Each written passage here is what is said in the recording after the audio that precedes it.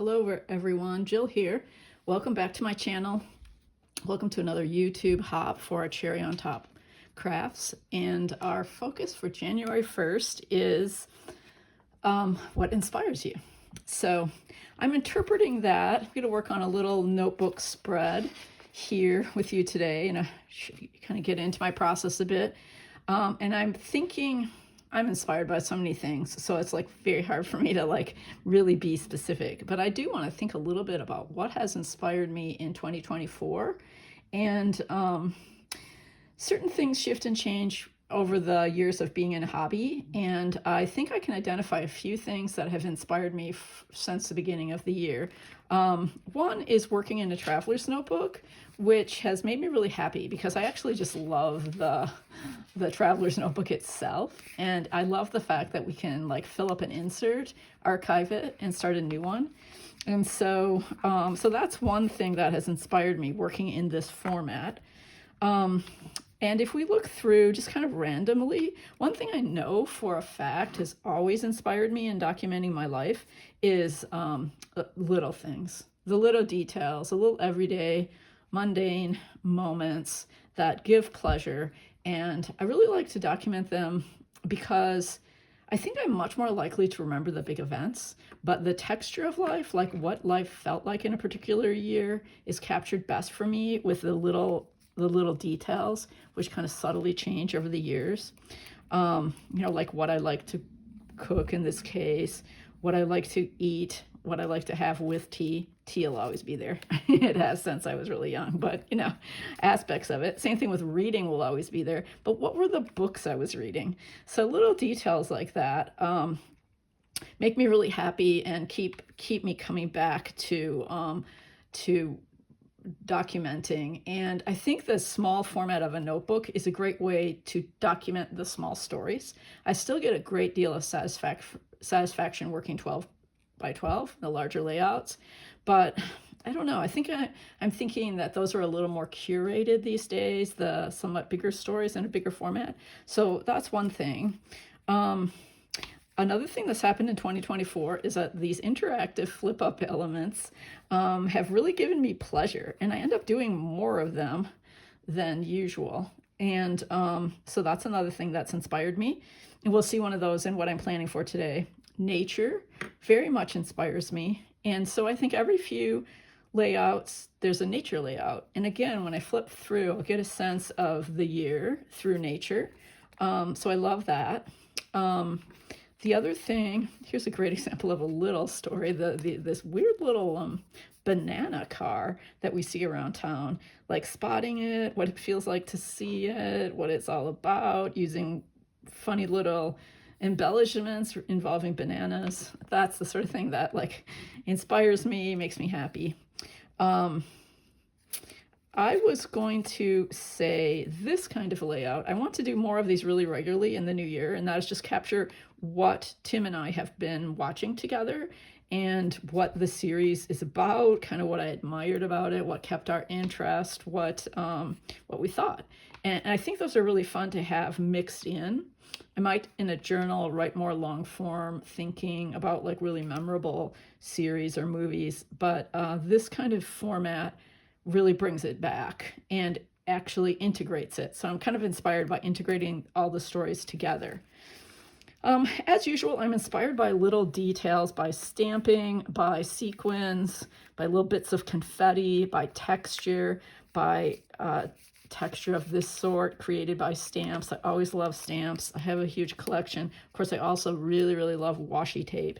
And so I see a lot of washi tape in all different forms throughout my notebooks and feel inspired to continue to collect different kinds and think about different combinations. And so we'll see a little bit of that in today's layout too. I'm very inspired by fall. And so I always feel like it goes too fast. I don't really get to get enough of it in my notebooks. So I am skipping a couple of pages that I'm going to devote to a couple more fall themed stories, and start right about here with the layout I want to do today, which goes with that theme of little things that make me happy. This is going to be a layout about a dog puzzle that I got for Christmas. Of course, I'm like very much a dog person and very inspired by dogs. And but I also love jigsaw puzzles. They're a little bit like putting together a scrapbook layout, right?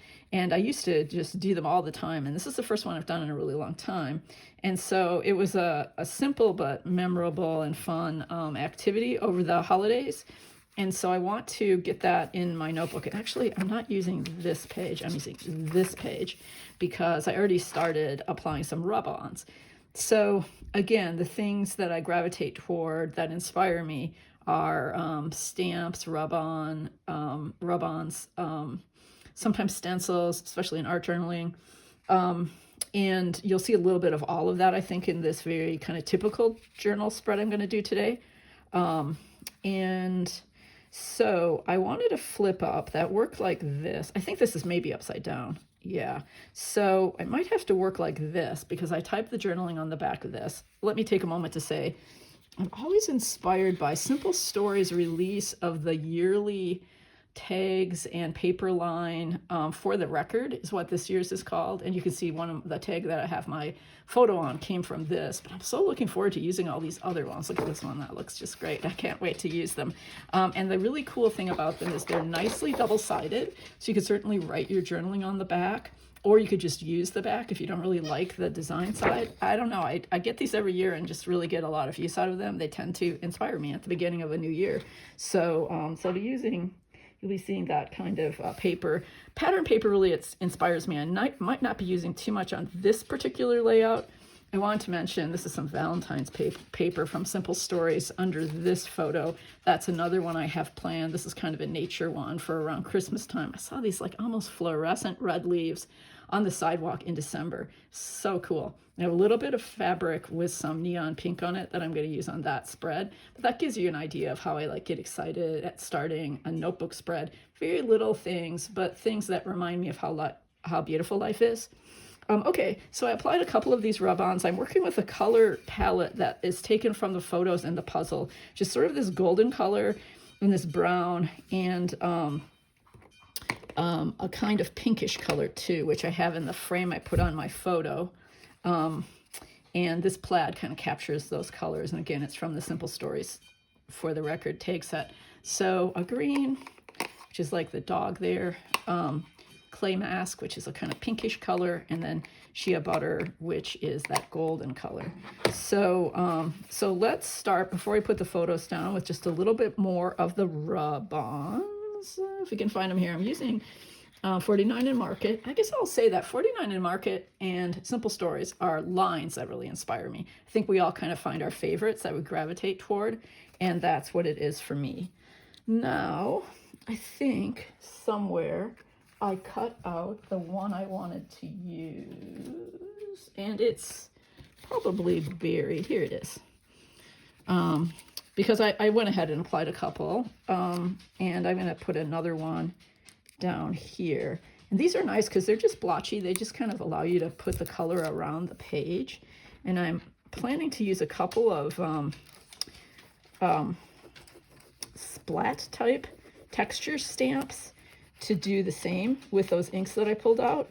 I really love color. I guess I just have to say, of course, I'm inspired by color. Maybe we all are.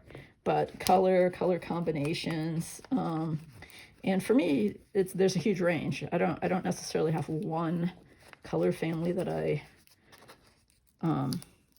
like best. I think that many of them appeal to me. Okay, so these 49 Market rub-ons are great. Go on really smoothly. I don't know if that was off camera. Then let's do a little texture stamping. We can do some at the end too, but I like using, this is just a simple woodblock splat stamp. It's a nice way to get color on the page, and that's quite pale. I like to just kind of put it around the page, and you can see how it's very similar to the splats in the rub-ons. I hope that shows up on the camera. That's a very light color. I didn't really get anything. Let me get a little Post-it note to stamp off on before I change colors. I'll do that off screen, just kind of stamp around. I did start with a light color, so that's good. Here's another light color. This is that pinkish one. And some of these might be covered up and we might apply more, but I'm just kind of taking this really light cream background and making it not so stark, not so simple. Okay, and then the sea glass, as I said, is a really nice match for some of the color in the puzzle. There, pretty random. Okay, but that also guides us a little bit. Gives you an example of some of the stamping. I wonder, I might want to do a little bit of, this is an old Tim Holtz like texture stamp that is, I don't know how to describe it. Pretty much just a combination of dots, like tiny textury dots. Again, that's fun. We might add more, but for now that's good. And yeah, okay, so this is that'll fit in there well. This is the big photo. I'm gonna use some adhesive, and I'm putting it in a ways because I want my journaling to come up. The light might be a little bit weird today. It's extremely dark and rainy here in December, and I could have tried without anything but natural light, but it's late enough in the day. I don't think it would have worked very well, unfortunately. I do miss that about other times of the year.